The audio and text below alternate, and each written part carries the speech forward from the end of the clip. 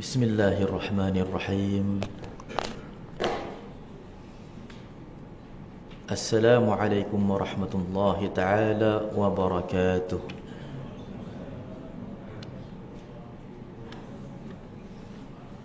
Alhamdulillahi rabbil alamin.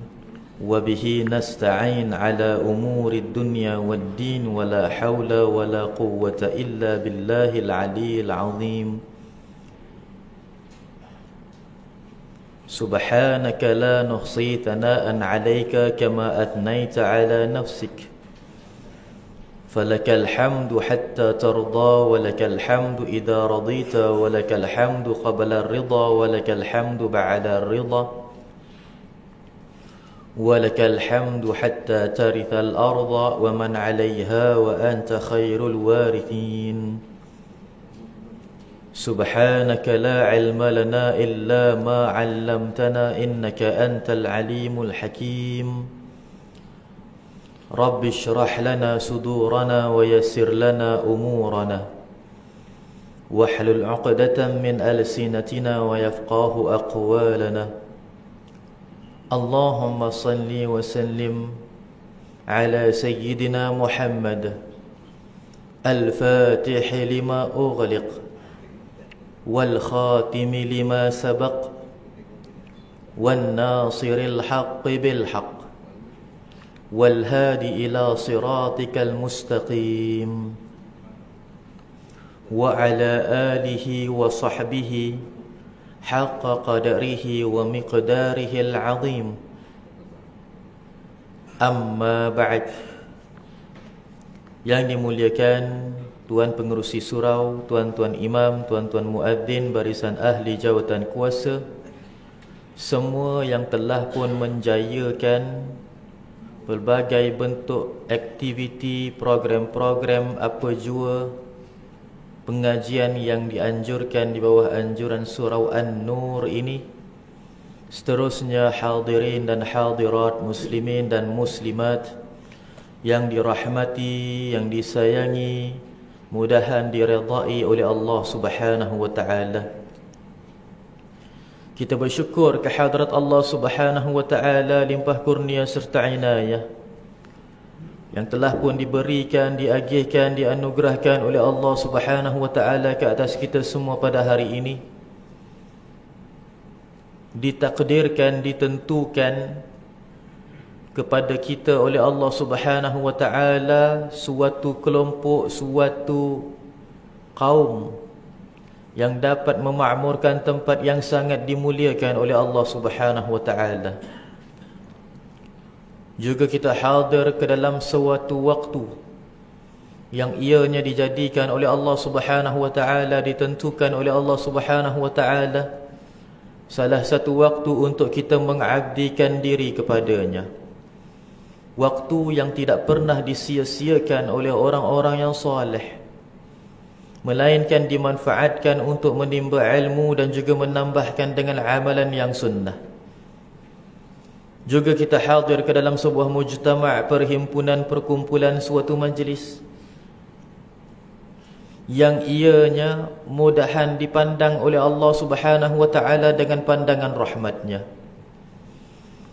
Kita berdoa kepada Allah Subhanahu wa taala, mudah-mudahan dengan asbab keberkatan majlis ini, dengan fadilat kelebihan tempat ini, dan juga dengan kemuliaan mujtama', perhimpunan, perkumpulan ini, menjadi suatu asbab untuk kita ini dimustajabkan doa dan diampunkan dosa oleh Allah Subhanahu wa taala. Ya Allah, ya Tuhan kami, jadikanlah kami di antara hamba-hamba-Mu yang Engkau sentiasa angkatkan darajatnya, ampunkan dosa-dosanya dan juga lindungi, sembunyikan segala keaiban dan kekurangan serta perkara yang memalukan kami, ya Allah. Jadikanlah kami berdaya dan berjaya berjalan di atas landasan syariat-Mu dan juga bernaung di bawah naungan rahmat-Mu, ya Allah. Pakaikanlah kami dengan pakaian keimanan, ketakwaan kepada-Mu, ya Allah. yang menebal dan bertambah saban hari dan saban waktunya, ya Allah. Ya Allah, ya Tuhan kami, hidupkanlah kami di sepanjang kehidupan kami dalam keadaan ketenangan jiwa, ketenteraman, kebahagiaan dan juga kegembiraan, ya Allah. Jauhilah kami daripada segala penyakit hati, penyakit akal dan juga penyakit jiwa seperti mana yang banyak dihidapi oleh umat manusia di akhir zaman, ya Allah. Daripada anxiety, bipolar, depression dan juga yang seumpama dengannya, ya Allah.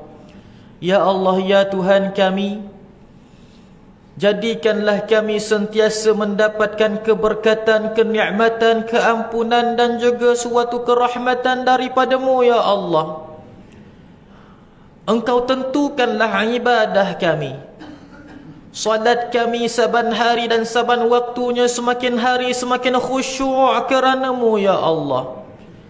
Kebajikan dan amal ibadah kami semakin hari semakin ikhlas kerana-Mu, ya Allah. Sehinggalah kami menemukan ajal di penghujung kehidupan kami. Wafatkanlah kami, matikanlah kami, ya Allah, dalam keadaan husnul khatimah. Allahumma khtim lana bihusnil khatimah, wa la takhtim alaina bisu'il khatimah.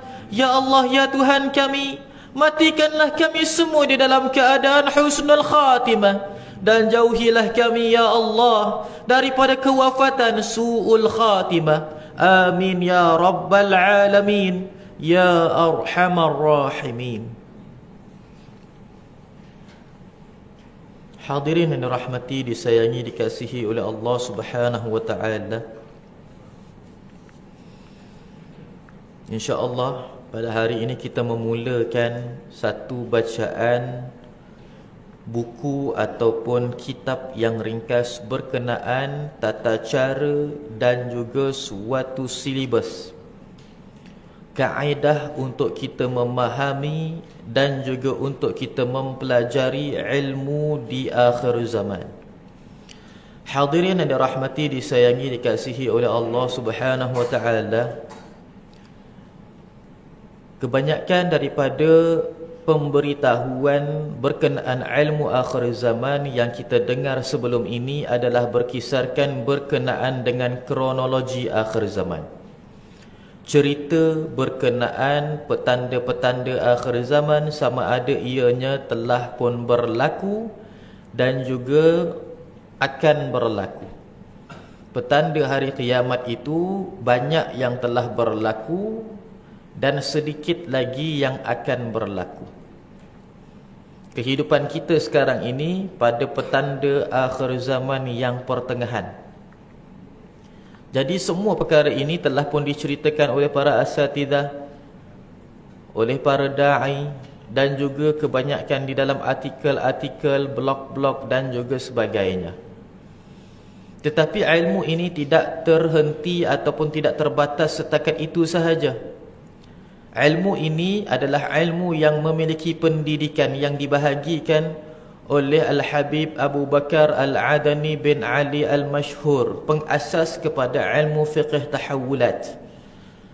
Kepada ilmu ini, kepada 5 subjeknya, disebutkan sebagai dirasatu fiqh tahawulat ataupun pendidikan di dalam ilmu fiqh tahawulat berkenaan dengan ilmu petanda akhir zaman. Maksudnya di dalam kronologi tersebut memiliki suatu subjek pendidikan untuk kita mempelajarinya.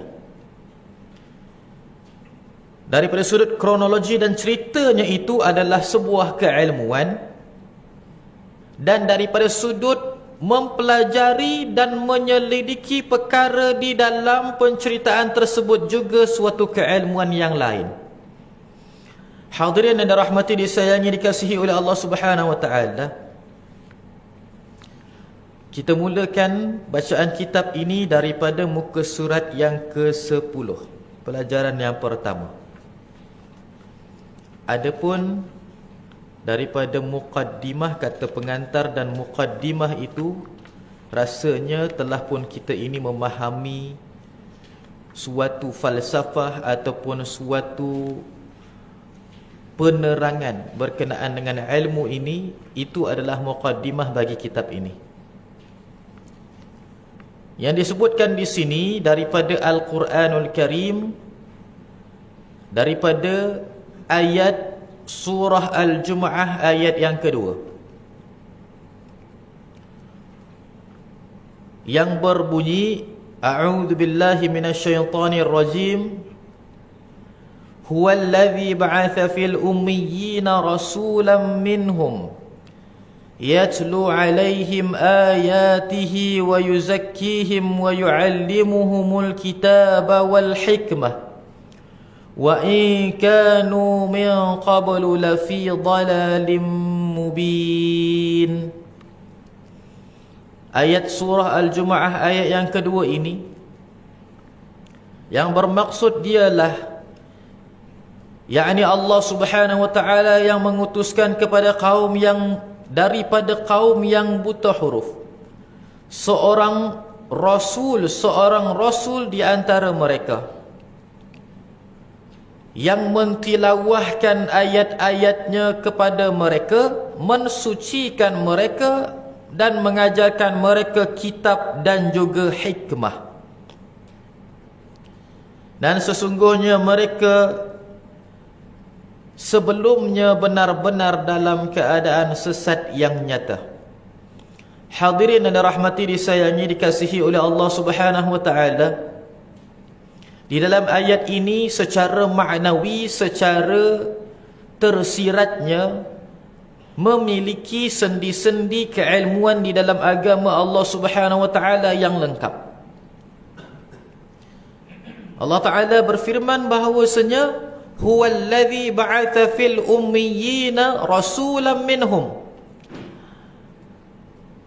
Dialah Allah Subhanahu wa taala yang mengutuskan daripada kalangan orang-orang yang ummi. Perkataan ummi di sini merujuk kepada manusia yang buta huruf. Tetapi apabila disebutkan bahawasanya rasulan minhum, rasul daripada mereka, salah seorang daripada orang yang buta huruf ini dipilih oleh Allah Subhanahu wa taala, dijadikan rasul. Jadi rasul itu disebutkan sebagai Mustafa, yang terpilih. Yang terpilih, maka perlulah gelaran itu diberikan penghormatan. Para ulama tidak ada yang menterjemahkan ummi itu buta huruf. Para ulama terdahulu, para ulama Nusantara yang menterjemahkan ummi itu, mereka mengatakan ummi tidak membaca dan tidak menulis. Lalu subhanallah, bila dikatakan tidak membaca dan tidak menulis, memberikan makna bukan Nabi Muhammad SAW itu buta huruf. Maksud buta huruf itu bukannya tidak erti membaca, tetapi sifat baginda SAW bukannya sifat orang yang membaca. Dan dikatakan ummi bagi Rasulullah SAW itu adalah maziyah, kelebihan, bukannya kekurangan. Dia adalah suatu kelebihan, bukannya kekurangan. Disebabkan Nabi Muhammad SAW tidak membaca dan tidak menulis, tidak membaca dan tidak menulislah, menyebabkan orang-orang Arab Quraisy yang ingin menuduh Nabi Muhammad SAW mengarang dan mereka-reka ayat Al-Quran itu ternafi. Bagaimana baginda SAW ingin karang ayat Al-Quran kalau baginda tidak menulis dan juga tidak membaca? Hadirin dan rahmati disayangi, dikasihi oleh Allah Subhanahu wa taala. Maka ini yang disebutkan berkenaan dengan ummi. Tetapi di dalam ayat ini bila kita sebutkan, bila kita ini bacakan ba'atha fil ummiyyi, Allah Subhanahu wa taala mengutuskan di kalangan pada orang-orang yang buta huruf, bukannya Rasulullah SAW seorang saja buta huruf, tetapi ramai manusia yang buta huruf. Rasulam minhum, seorang rasul di kalangan mereka. Maksudnya ramai orang buta huruf, salah seorangnya diambil sebagai rasul oleh Allah Subhanahu wa taala, diutuskan sebagai seorang rasul. apa yang dilakukan oleh Rasul tersebut. Allah Ta'ala menyebutkan di sini, yatlu alaihim ayatihi, mentilawahkan ke atas mereka ayat-ayatnya, wa yuzakkihim wa yuallimuhumul kitaba wal hikmah, menyucikan yakni hati mereka dan mengajarkan mereka kitab dan juga hikmah.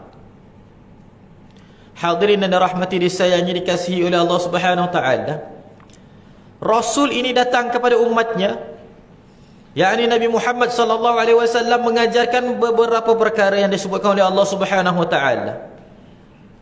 Dan di dalam Al-Quran, kalau Nabi Muhammad sallallahu alaihi wasallam itu adalah seorang rasul yang dikatakan utitu jawami'al kalim, aku memberikan perkataan ataupun aku menyebutkan suatu perkataan yang sedikit tapi maknanya banyak. Sebab itulah Rasulullah SAW lepas daripada subuh, Rasulullah akan buat kuliah subuh dengan para sahabat. Dan tempoh jangka masanya pendek saja, macam pesanan ringkas. Tetapi dia punya isi kandungan dan juga maknanya sangat-sangat berat dan besar. Itu adalah baginda sallallahu alaihi wasallam, setiap perkataan Rasulullah ringkas, padat dan tepat. Kalau kita, perkataan kita terpaksa dilebarkan. Kalau pendek tak faham, kalau panjang sangat nanti jemu. Jadi subhanallah, kita ini perlu mengucapkan ucapan yang panjang untuk kita memberikan kefahaman. Tapi Rasulullah sallallahu alaihi wasallam menyebutkan dengan satu patah, dua patah perkataan pun telah pun difahami oleh para sahabat akan maknanya. Allahu Akbar. Kalau itu Nabi Muhammad sallallahu alaihi wasallam disebutkan utitu jawami'al kalim, aku memberikan perkataan yang memiliki jawami'ul kalim, iaitu memiliki perkataannya yang sedikit tapi memberi makna yang sangat banyak. Dan sifat ini anugerah daripada Allah Subhanahu wa taala. Kalau ini anugerah daripada Allah Subhanahu wa taala, bagaimana Allah Subhanahu wa taala pula pada perkataannya di dalam Al-Quran?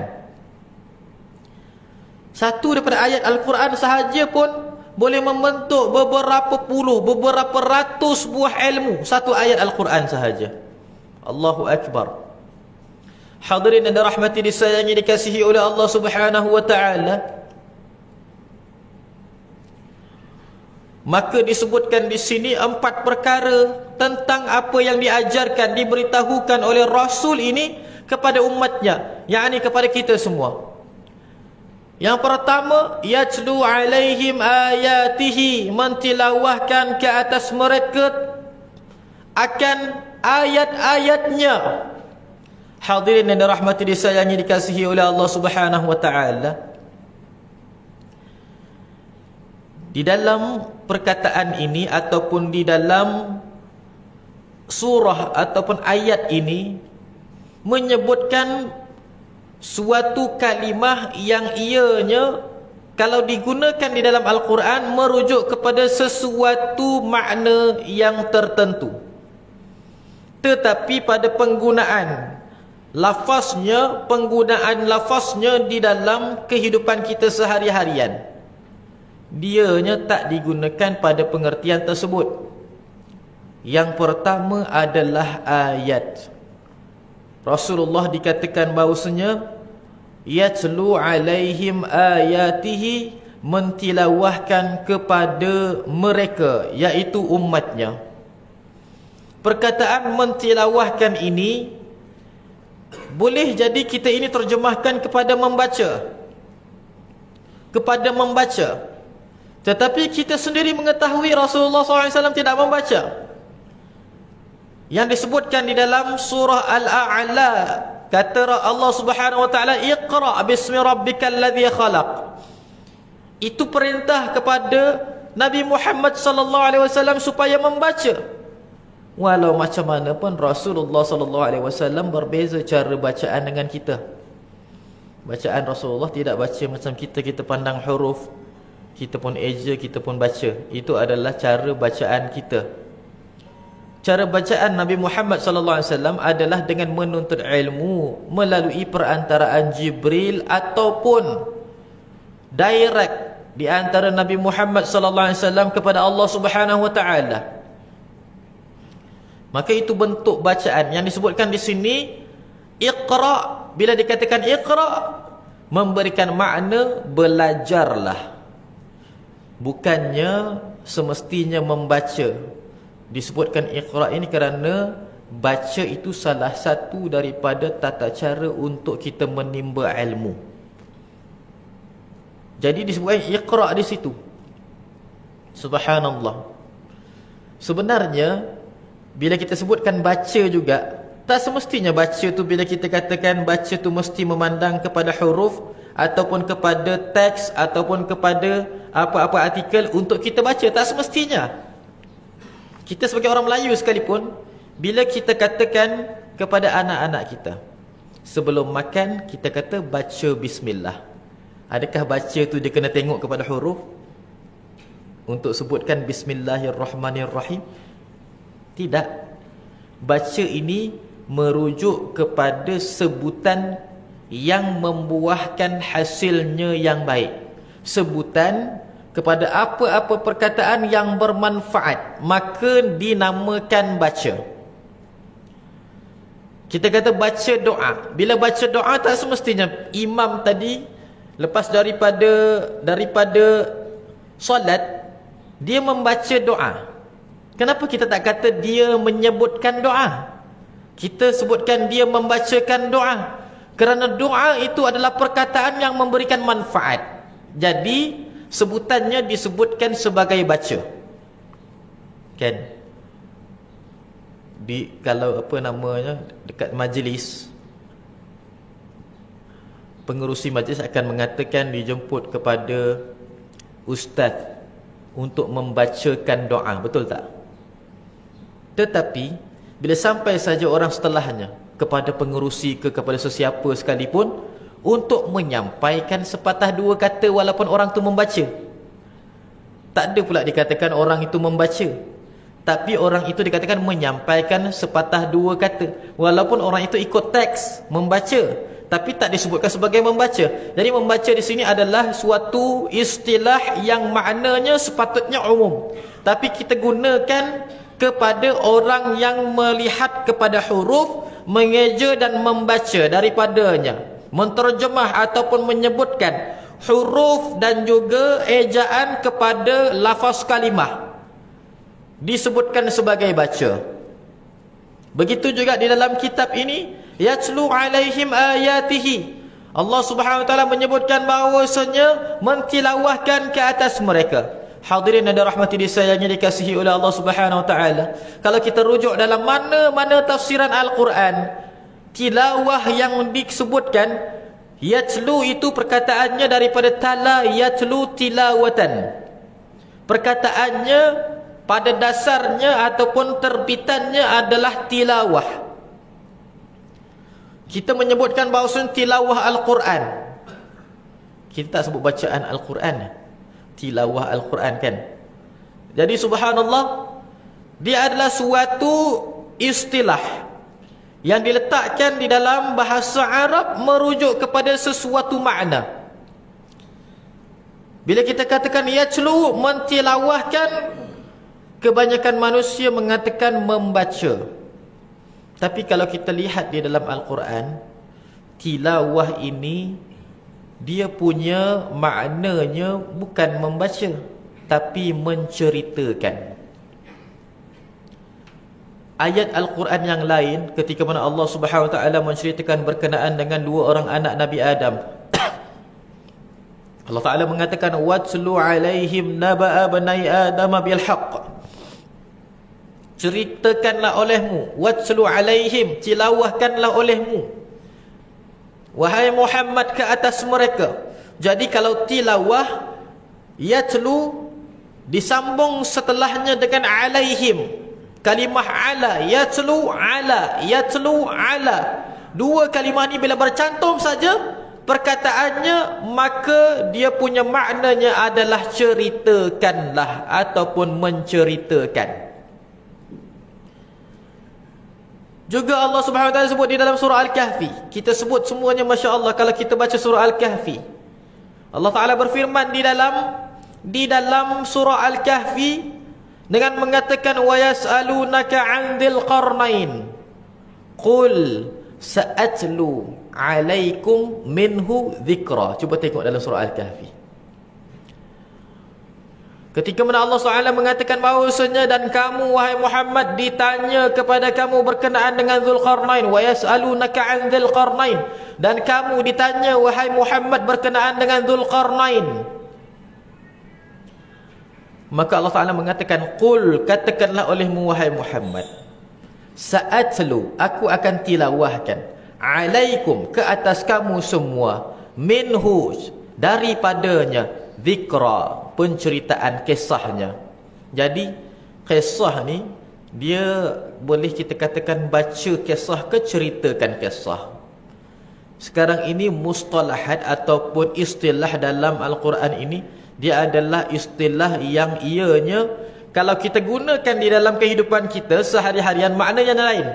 Tapi bila dia masuk dalam Al-Quran, lafaz dalam Al-Quran itu bukan maksud yang kita ini sebutkan selalunya. Maka tilawah di sini bukan bermakna membacakan, tapi menceritakan.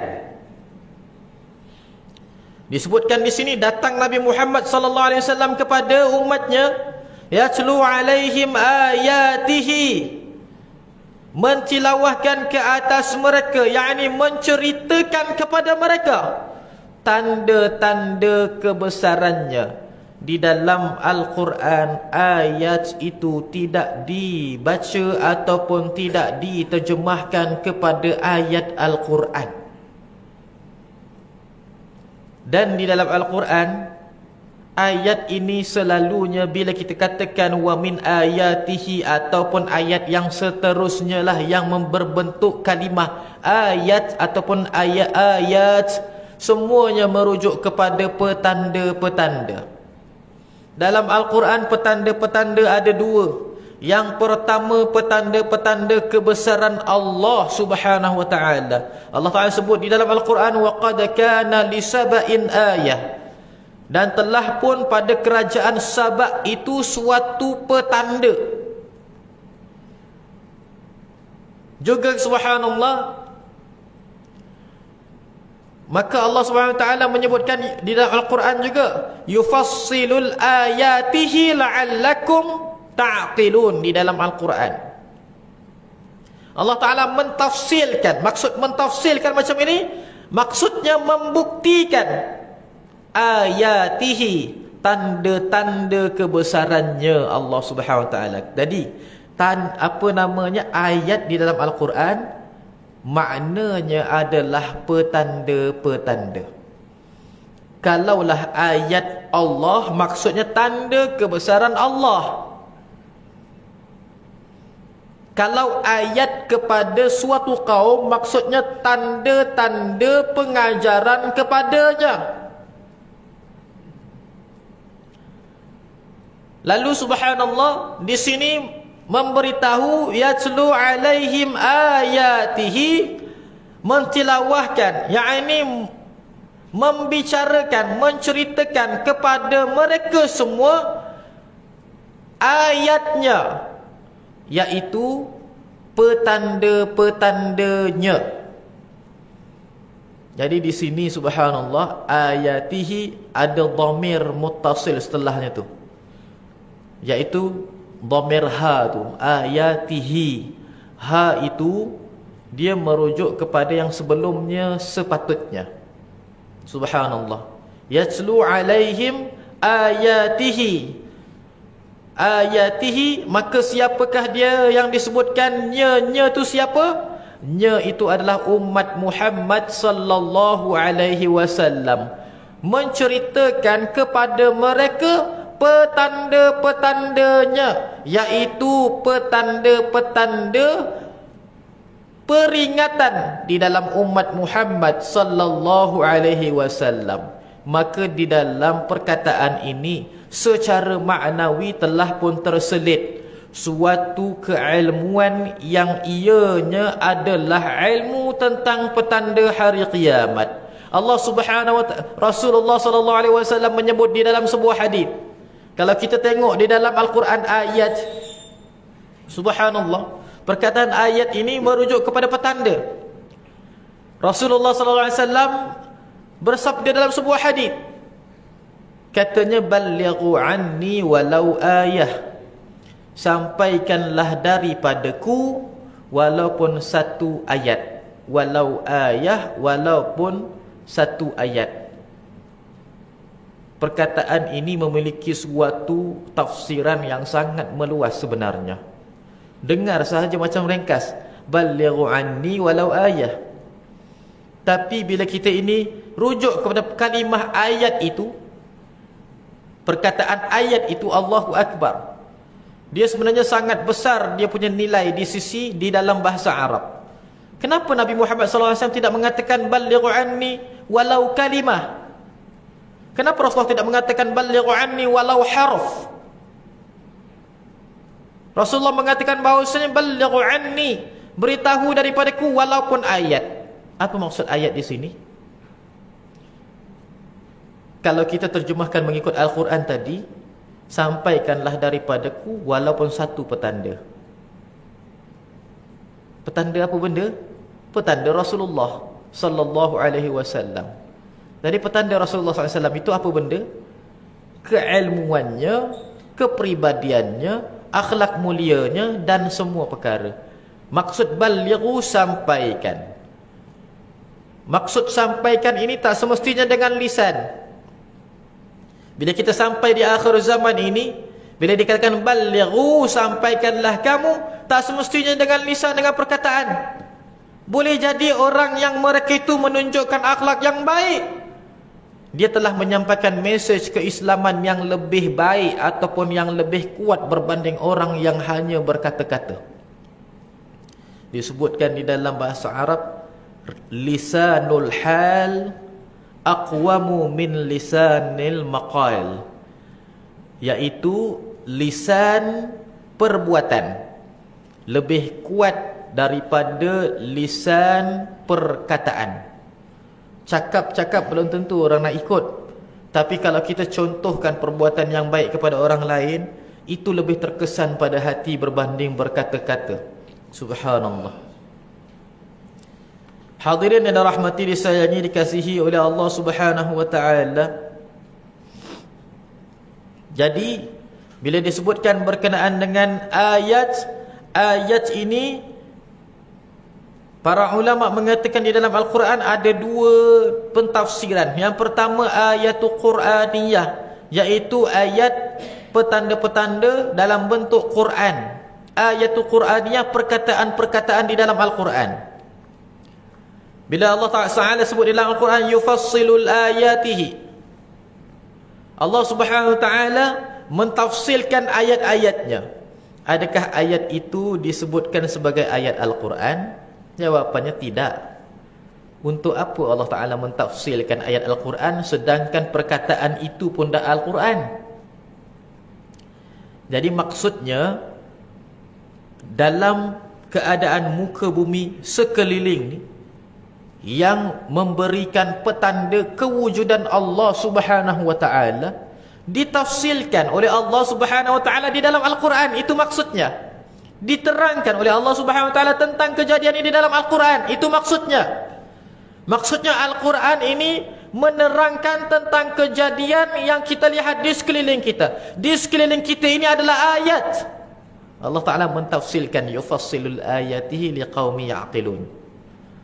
Mentafsirkan, Allah Ta'ala mentafsirkan. Maksud mentafsirkan itu, maksud subhanallah, memberitahu kebenaran tentang ayat-ayatnya, tanda-tanda kebesarannya. Kita tengok gunung ganang, kita tengok awan berarak, kita tengok muka bumi, tanda kebesaran Allah, semuanya ayat. Allahu Akbar. Allah Ta'ala mengatakan mentafsirkan. Allah Ta'ala mentafsirkan, menerangkan perkara itu semua dalam Al-Quran maksudnya. Liqaumi ya'qilun, bagi orang yang berakal. Allahu Akbar. Hadirin yang dirahmati, disayangi, dikasihi oleh Allah Subhanahu wa taala, maka yang disebutkan di dalam kitab ini ataupun di dalam ayat ini, yatlu alaihim ayatihi, mentilawahkan kepada umatnya ayat tanda-tandanya. Jadi petanda di dalam Al-Quran hanya ada dua bahagian. Yang pertama, sama ada dia petanda-petanda kebesaran Allah. Yang kedua, sama ada dia itu adalah petanda-petanda fitnah di akhir zaman. Kalau bagi Allah, petanda-petanda itu semua kebaikan. Tapi kalau bagi makhluk, semua petanda itu keburukan. Astaghfirullahaladzim. Dan kemudiannya wa yuzakkihim, dan mensucikan mereka, yakni mensucikan hati mereka. Di dalam ilmu agama Allah Subhanahu wa taala terdapat suatu ilmu yang dinamakan ilmu tazkiyah, ilmu penyucian jiwa.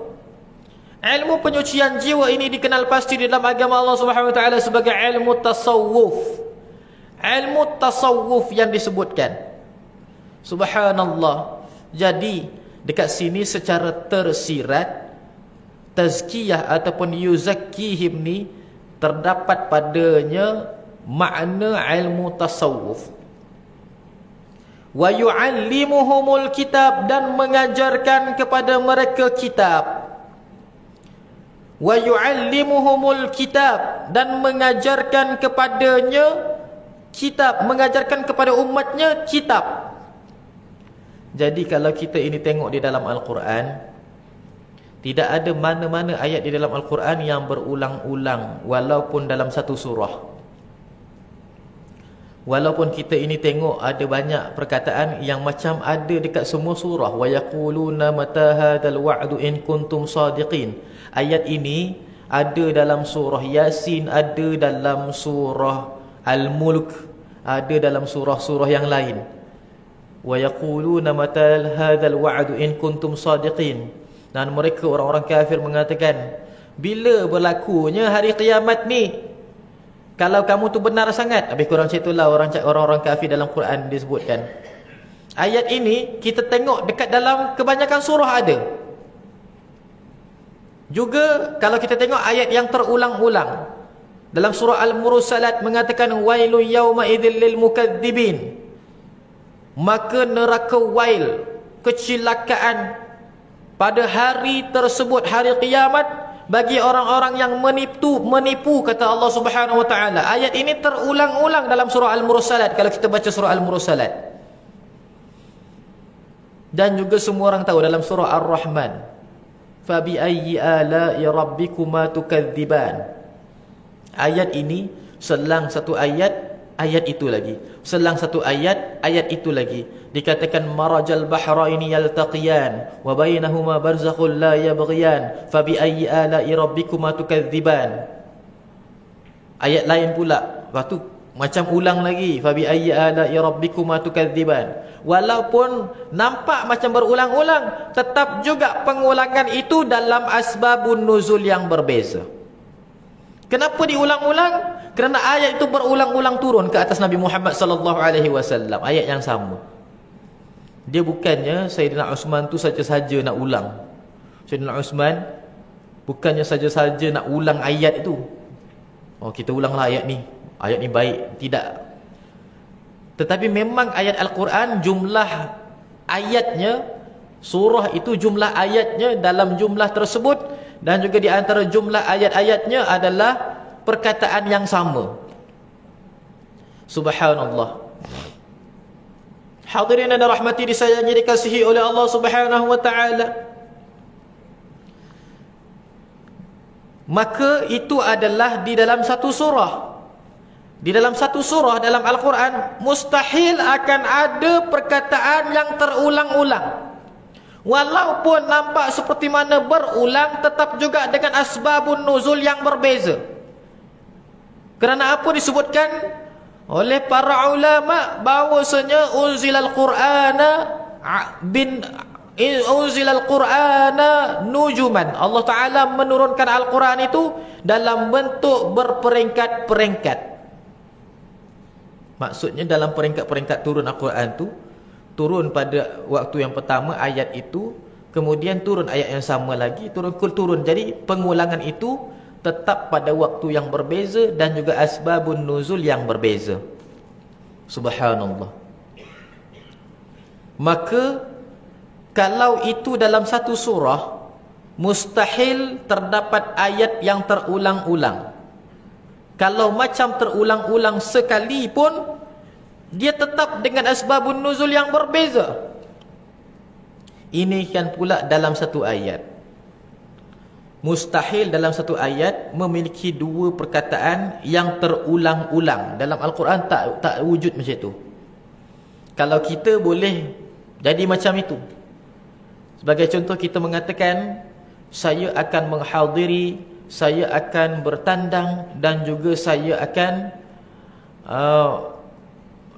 hadir. Macam itu. Jadi perkataan itu semuanya sama perkataan itu maksudnya sama. Tetapi dalam Al-Quran tak boleh jadi sedemikian. Bila Allah Ta'ala menyebutkan dua perkataan itu mesti berbeza pada makna. Kerana di dalam Al-Quran adalah suatu perkara pemberitahuan wahyu kepada manusia yang ianya berbentuk direct, ataupun orang Melayu kata straight to the point. Dalam Al-Quran mana ada pendahuluan? Tuan-tuan baca Al-Quran ada pendahuluan tak? Baca Al-Quran terus isi kandungan. Surah Al-Fatihah, Bismillahirrahmanirrahim. Bismillah tu pernah isi kandungan. Dalam Al-Quran mana ada penutup? Mana ada penggulung dalam Quran ada? Pernah jumpa? Dalam Al-Quran ayatnya penggulung ataupun kesimpulan ada? Tak ada dalam Quran. Dalam Al-Quran tidak ada istilah pendahuluan, tidak ada istilah muqaddimah, tidak ada istilah kesimpulan ataupun penutup, tak ada. Buka-buka Al-Quran, kita baca saja terus isi kandungan. Allahu Akbar. Ini adalah kelebihan Al-Quran. Al-Quran itu berbentuk straight to the point. Dia terus kepada isi kandungan. Dia tidak berbunga-bunga bahasa dulu. Macam itu. Kalau kita kan karangan, dah sampai 2 perenggan baru masuk isi kandungan 1. Macam itu kan? Kita punya karangan macam itu. Kalau dalam apa namanya, kalau di dalam contohnya kita baca bukunya tebal, tapi isi kandungannya tak adalah setebal itu sepatutnya. Kita boleh garis bawahkan dia punya isi kandungannya, kita boleh keluarkan sinopsisnya. Subhanallah. Hadirin yang dirahmati, disayangi, dikasihi oleh Allah Subhanahu Wa Taala. Kalau kita ini tengok penceritaan sekalipun di dalam Al-Quran, Allah Ta'ala menceritakan suatu kisah dalam Al-Quran, penceritaan itu pun hanya ringkas. Kalaulah nanti ada orang nak filmkan ataupun ada orang nak ceritakan tentang penceritaan dalam Quran tu, dia kena panjangkan pula supaya lebih faham cerita dalam Al-Quran tu. Tuan-tuan, subhanallah, mungkin tuan-tuan pernah baca surah Yusuf kan? Surah Yusuf. Ada suatu filem dilakonkan oleh manusia berkenaan dengan kisah Nabi Allah Yusuf alaihi salam. Kita ni selalunya kalau ingin mengadaptasi sesuatu perkara, kita akan ambil kesimpulan daripada perkara itu. Maksudnya kelumit saja. Tetapi kalau kita tengoklah filem tersebut, filem tu lakonan orang. Jadi bila kita tengok cerita tu, jangan kita ni percaya, oh Nabi Yusuf macam ni rupanya. Tak ada. Ceritanya betul, alhamdulillah. Penceritaannya betul. Tetapi tak boleh kita beriktikad itu orangnya. Subhanallah. Sampaikan ulama letakkan garis panduan. Bolehkah kita ini melakukan watak-watak para anbiya? Boleh ke? Boleh tak kita ambil seorang manusia, lakonkan watak Nabi? Jadi para ulama letakkan garis panduan. Yang pertama sekali, pelakon tu kenalah bersih, tak ada kontroversi. Tak bolehlah bila kita ambil je pelakon, pelakon ni berlakon jadi Nabi. Tak boleh. Astaghfirullahalazim. Dan pelakon tu pula, apabila telah pun pelakon watak itu, tidak boleh pula setelah itu lakonkan watak yang tak betul pula. Hari ini Lakon cerita jadi Nabi, besok jadi syaitan, contohlah. Tak boleh. Sebab dia sedikit sebanyak mencemar pada sudut pandangan mata manusia. Tetapi yang lebih baik, kalau tak adalah orang yang boleh jadi macam itu, tak payah lakukan watak itu. Subhanallah. Watak para anbiya tidak perlu dilakonkan. Subhanallah. Ada satu filem namanya Ar-Risalah. Kalau tuan-tuan type dekat dalam YouTube, tulisan bahasa Arab, alif lam ra sin alif lam ta marbutah, cuba type dalam tulisan Arab, akan keluar satu filem Ar-Risalah. Keluaran filem diterbitkan pada tahun 1976. Filem tu menceritakan berkenaan dengan sirah Nabi Muhammad sallallahu alaihi wasallam. Watak utama di dalam filem itu adalah Sayyiduna Hamzah dengan Sayyiduna Ja'far. Sayyiduna Hamzah dengan Sayyiduna Ja'far, sahabat Nabi Muhammad SAW, ada watak lakonannya. Adapun Sayyidina Abu Bakar As-Siddiq, Sayyidina Umar, Sayyidina Uthman, Sayyidina Ali, Talhah, Zubair, 10 orang yang dijamin syurga oleh Allah Subhanahu Wa Taala tidak ada dalam yang dilakonkan di dalam filem tersebut. Nah, subhanallah, tak ada, maksudnya tak keluar dia punya watak dalam tu. Sampaikan watak Nabi Muhammad Rasulullah pun tak dilakonkan oleh sesiapa. Pasal apa?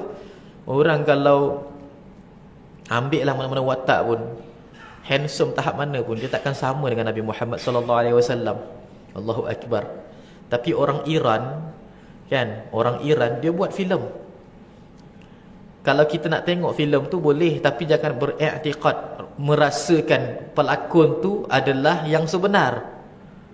Dia orang buat filem Nabi Sulaiman, mereka buat filem Sayyidatuna Maryam, mereka buat filem Sayyiduna Isa alaihi salam, mereka buat filem Nabi Allah Ibrahim alaihi salam, Nabi Allah Daud alaihi salam, Nabi Allah Ayyub alaihi salam.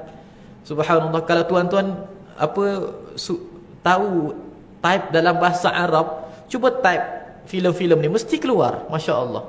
Filem lengkap. Jadinya subhanallah, kalau kita tengoklah di dalam filem yang mereka buat, filem Nabi Allah Yusuf tu dibuat dalam keadaan bersiri. Ada 35 ke 36 sirinya, panjang betul. Tapi bila kita ini tengok di dalam Al-Quran, di dalam Al-Quran subhanallah berapa muka surat saja surah Nabi Allah Ibrahim alaihi salam, Nabi Allah Yusuf alaihi salam. Ibarat Al-Quran tu sinopsis kepada filem, bukannya filem sinopsis kepada Al-Quran. Subhanallah. Maksudnya Al-Quran memang betul-betul kepada poin sahaja. Al-Quran ini dia berbentuk straight to the point, kata bahasa orang Inggerisnya. Dia terus kepada isi kandungan.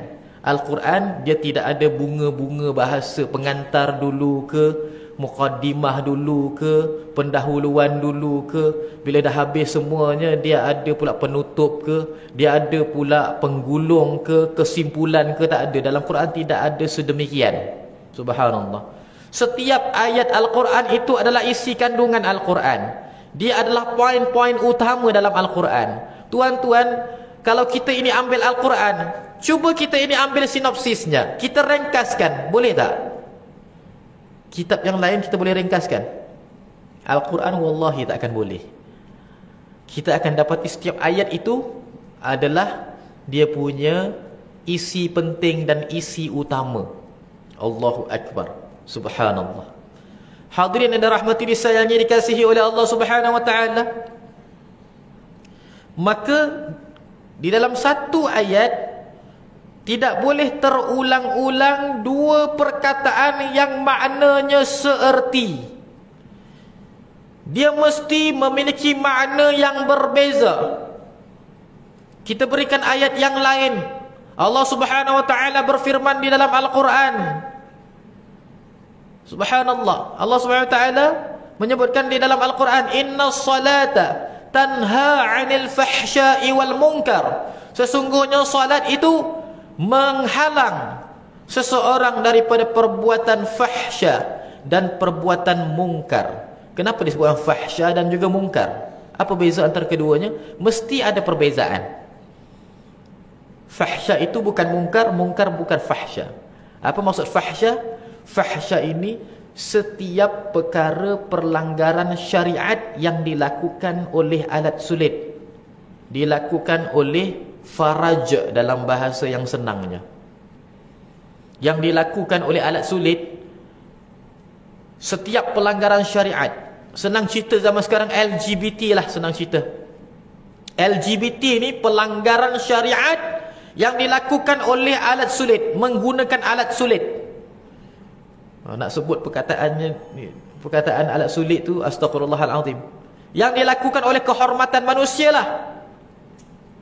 Ini adalah fahsya. Seperti mana zina, seperti mana liwat dan sebagainya lah, ini adalah fahsya. Adapun mungkar ini adalah perlanggaran syariat yang dilakukan oleh tubuh badan dan panca indera yang lain, yang dilakukan oleh mata, yang dilakukan oleh telinga, dilakukan oleh tangan. Kenapa Allah Ta'ala mengasingkan antara kedua ni? Kenapa ya? Kerana orang yang berzina belum tentu lagi dia buat benda yang mungkar.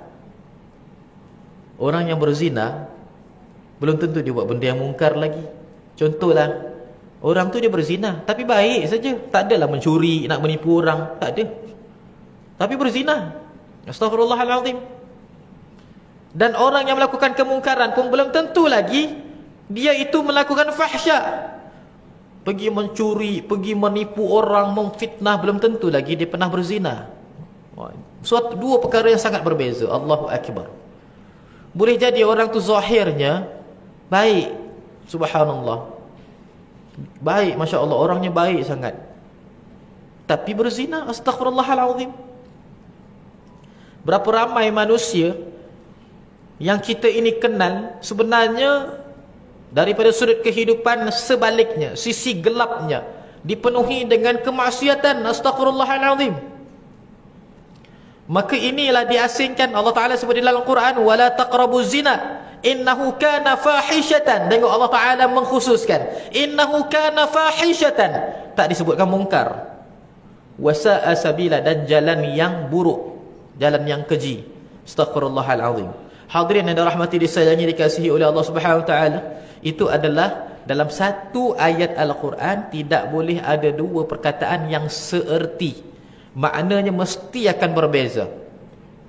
Subhanallah. Kerana Al-Quran dia akan memberikan manfaat kepada kita walaupun dengan dua perkataan, dua-duanya mestilah tidak tergantung pada satu makna.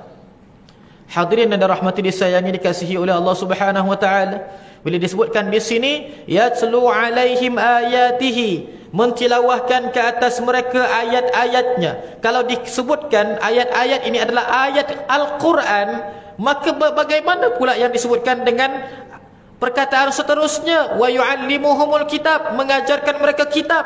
Kitab tu apa pula? Dan disebutkan di sini Al-Kitab. Bila disebut Al-Kitab ada alif lam ni depannya, maksudnya Al-Quran. Kalau kitab sahaja tidak ada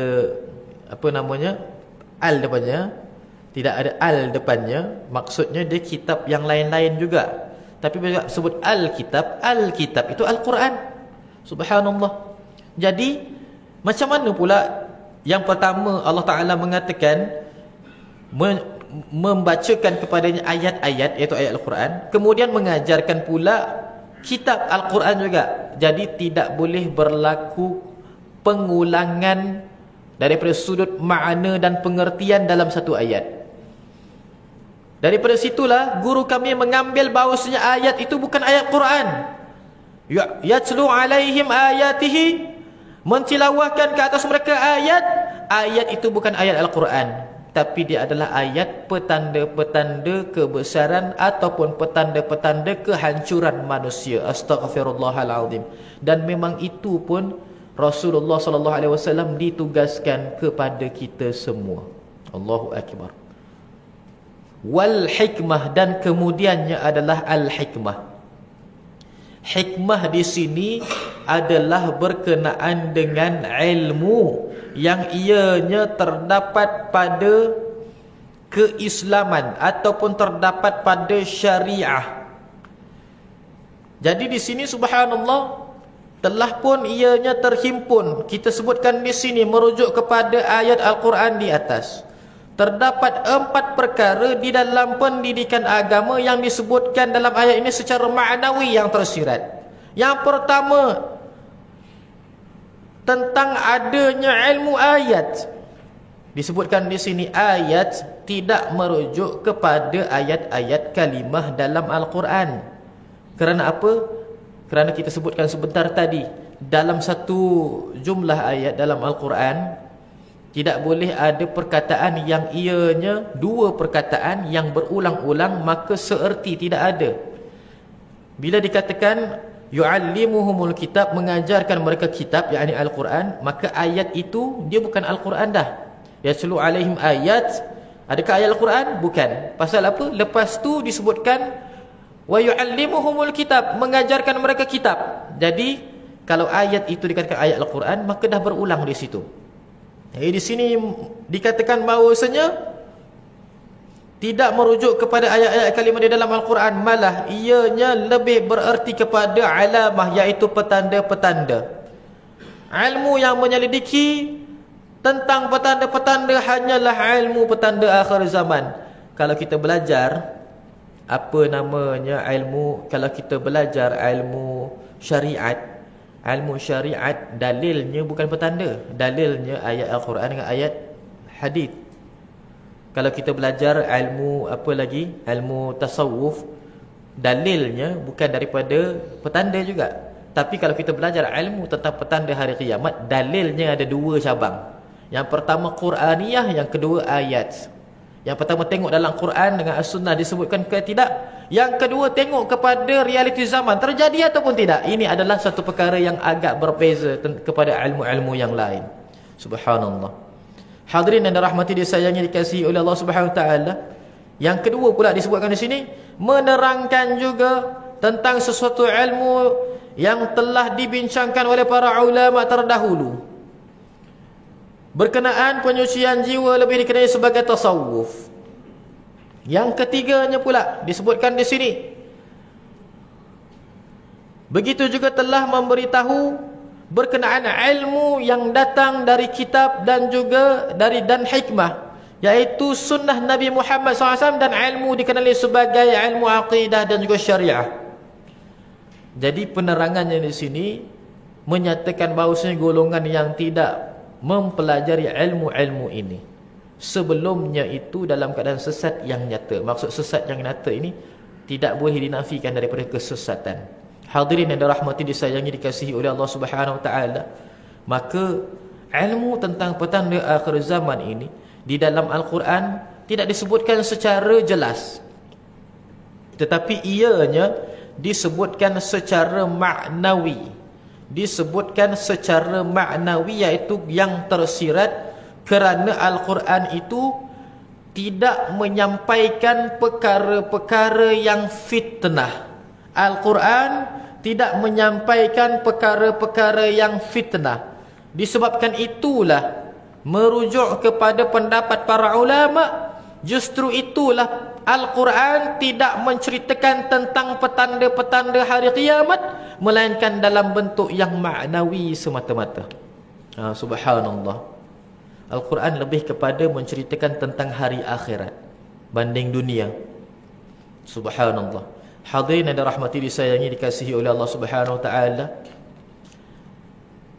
kita berdoa mudahan Allah Subhanahu Wa Taala menjadikan kita senantiasa berada dalam keadaan kebaikan, dan apa yang kita pelajari pada hari ini memberikan manfaat dan juga memberikan kesan. Ya Allah, ya Tuhan kami, jadikanlah kami umat Muhammad sallallahu alaihi wasallam yang diberikan keteguhan, kekuatan dan juga diberikan keutuhan, ya Allah.